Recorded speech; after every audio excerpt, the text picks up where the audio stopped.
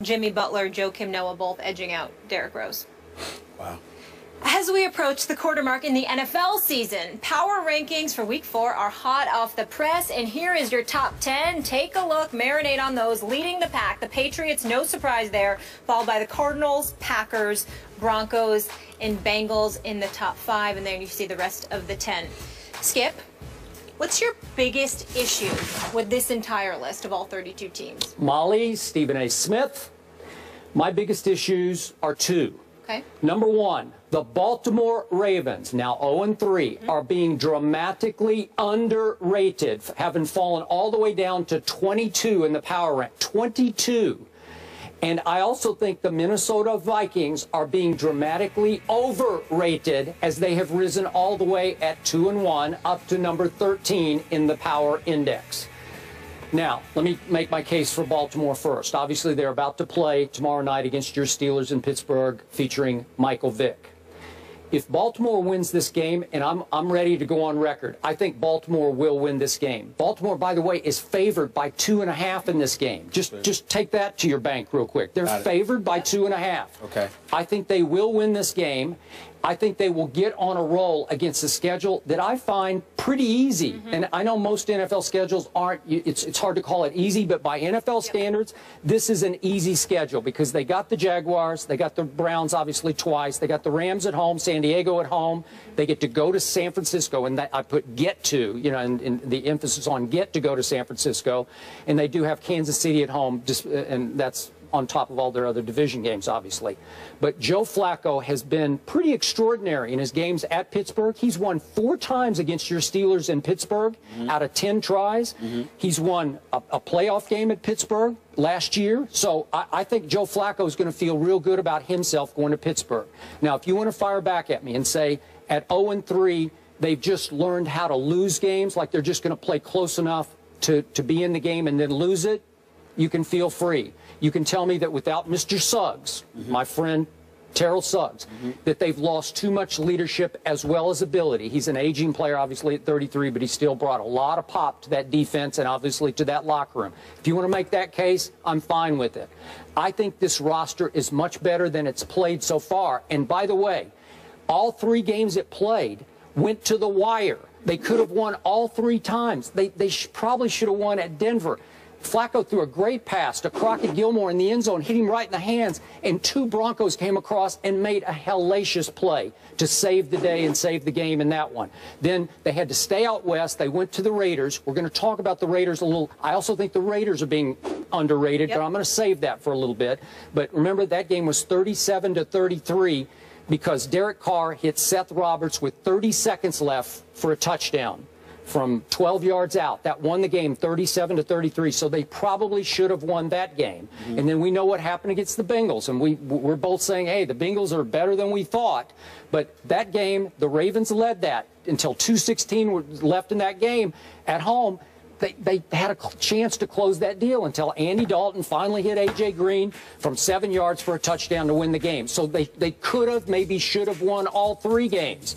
So I'm looking at a team that ESPN's Football Power Index, our in-house sort of logarithm, if you will, that system says that they should be favored to win 10 of their remaining 13 games. Well, that's pretty good. So I'm saying, what's the problem with Baltimore? And I know with our Power Index, where our writers vote, they just look at the record. And they say they're 0-3, so they're down to 22. Right. But just a quick point. The flip side of this is the Vikings. Okay, so they lost a game at San Francisco, and we now kind of know what the 49ers are and what they're not. But they lost 20-3.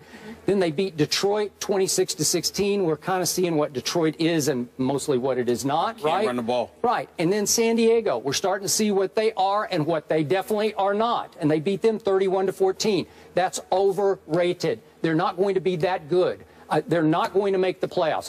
I said it before the year. I don't think they're any threat to Aaron Rodgers' Packers in that division. So those are my two big issues, and obviously Minnesota is all the way up at 13. Well, first of all, I completely disagree with you about the Ravens. Okay. I think that they belong, they may not belong at number 22. Like, for example, I don't think the Chargers, even at 1 and 2, deserve to be ranked ahead of the Ravens, personally. That's just my personal belief. But when you're 0-3, you're 0-3. When you've lost Terrell Suggs after letting McPhee get away to Chicago and you can't defend against the run, then you really got a problem, okay? So I look at the Baltimore Ravens and I say that's problematic. Not only that, but when you look at them and they can't run the football, Justin Forsett has really dropped off. Yeah. So far. Compared to last year. So far compared to last year. And you combine that with Steve Smith Jr., what a beautiful name, by the way, him being Steve Smith Sr., I'm sorry, when you consider... no, you're senior, he's junior. Well, I ain't, right? no, I'm Stephen A., but oh, I okay. mean, if there was a Stephen A. Smith Sr., and he said that would be different. Okay. But I'll give him the senior title right now. It doesn't bother me at all. He's big time.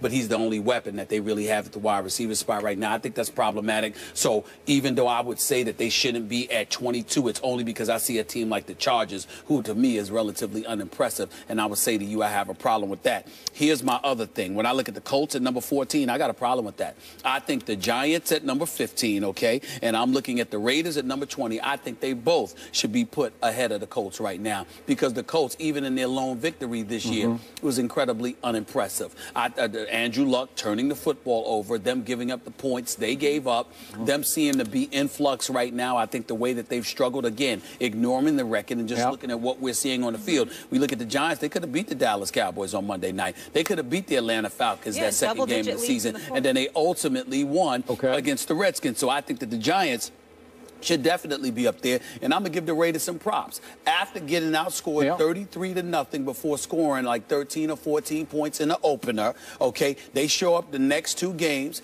and they show out, and they produce. Okay, we'll save it, because we're going to get to them. But I agree with you on that. We'll get to them, so I want to elevate the Raiders. Then I look at the Dolphins at number 23, and I'm saying to myself, why are they not lower? Why are the Titans lower than them? With Mariota, yeah, they lost the last two games, but they won their opener, and as far as I'm concerned, they've been more competitive than the Dolphins, and they look to be on the way up, and the Dolphins look to be on the way down. I would put the Titans ahead of the Dolphins, and I would even put the Browns ahead, because even though the Browns got blown out, we know they had some quarterback issues and what have you, but they were relatively competitive. When you look at what Johnny Manziel did, that was definitely impressive. And then their loss to the Raiders this past weekend, they played decent football. Again, they're going this way, it seems to me, although incrementally, considering the lack of weapons that they have at their disposal. And the Dolphins, to me, are not living up to expectations. So I think I would give them the edge over the Dolphins. And then I look at, yes, the Tampa Bay Buccaneers.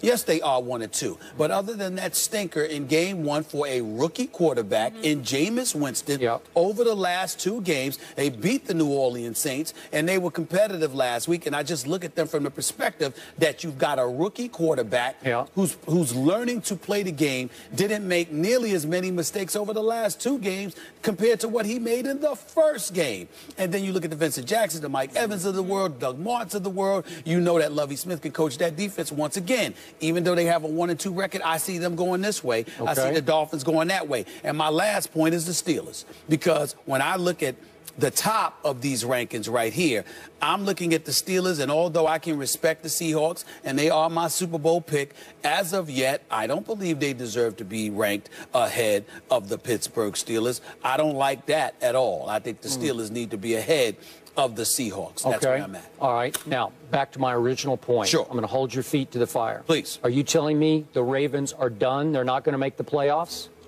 I think it looks that way, Skip. Okay. I think, you know what? If they lose this game to Pittsburgh tomorrow night, I think it's safe to say they're pretty much done at 0-4. I think the Steelers are going to have the challenge of their life, because there's a desperate Ravens team that's going up against Michael Vick, not Big Ben Roethlisberger. That's why I'm going to think about that pick even more, because the Ravens back against the wall. They lose this game, they're not making the playoffs. The season's over. Okay. I'm going to dig in. They will not lose this game, and I give them still a very good shot at winning this division, even from 0-3. I got you. Okay? I got you. That's how much respect I have for the head coach and the general manager. I have tremendous respect for Ozzie Newsome and John Harbaugh. You know that. But I think there comes a point in time in a season where it just ain't your year. Suggs going down, I think, is a devastating blow to the defense and to the spirit of this team. They have to win tomorrow night to save this season. We'll see what I pick tomorrow. get Justin Forsett going again. I don't Yes. know, that Vikings one, I agree with you, 13, that seems a little steep there Yes. as well. Skip and Stephen A. call him the best coach ever, but many are calling for his job. We'll get into the Larry Brown situation on the other side of the break. Stay here.